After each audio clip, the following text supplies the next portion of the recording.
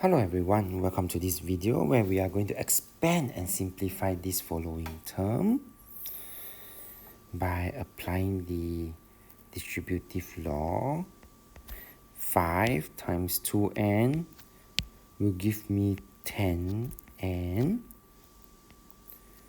5 times positive 3n squared, positive 15n squared.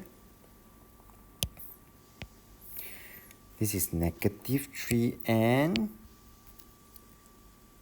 multiplying by positive 3n will give me negative 9n squared.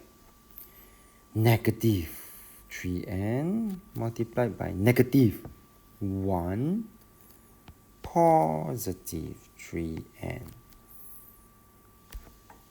After which, we continue to simplify the like terms.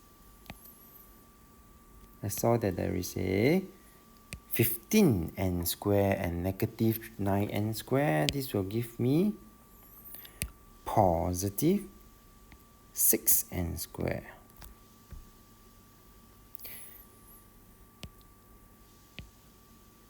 (10n) plus 3n.